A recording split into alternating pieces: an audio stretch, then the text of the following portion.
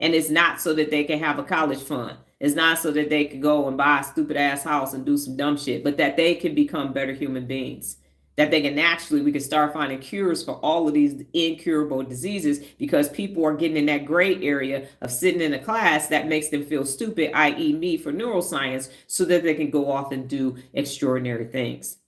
Nola said, I learned about myself that it's okay to be in the gray area because there are benefits. There are benefits. And because unaccountable people are so visible right now, they make you feel bad, as I mentioned, for being in that gray area because they're cowards.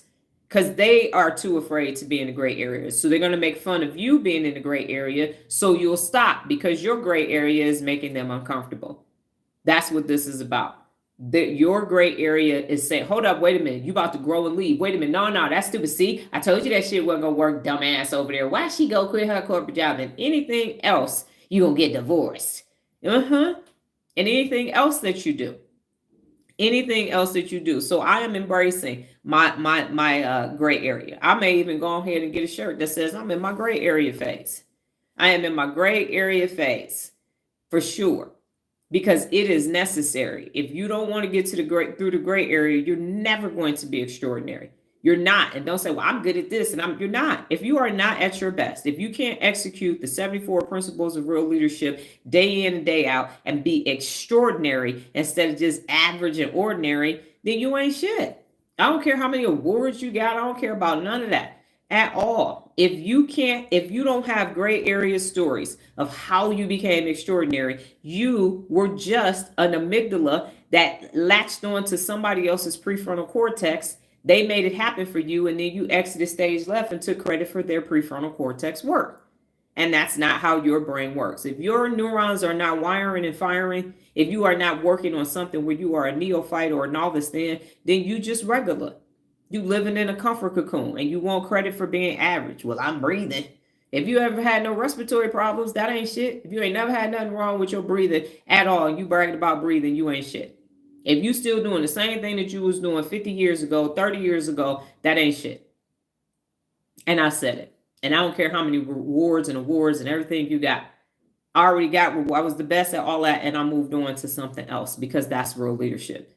So yes, I'm in my gray area. Yes, I'm going to fuck up a bunch of words on my live. I'm going to say them wrong until I say them right. I'm going to get parts of the brain mixed up until I don't. But you know what I'm doing? I'm doing it. Doing it is better than not doing it. And watching other people doing it, being some spectating ass motherfucker like and saying stuff, you ain't in your gray area. So you decided to do something, got in your comfort cocoon, it's okay, and now you want to sit back and judge everybody else. Nope. No, absolutely not. That dog don't hunt on here no day of the week whatsoever.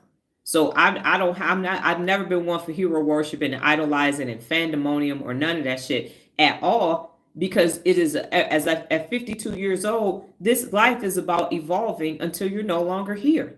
I don't care about what you did in 1997 back in the day. What you doing today? As to quote Janet Jackson and paraphrase it, what have you done lately? Lately. In 2025, what have you done? We over halfway through the year. What have you accomplished in 2025?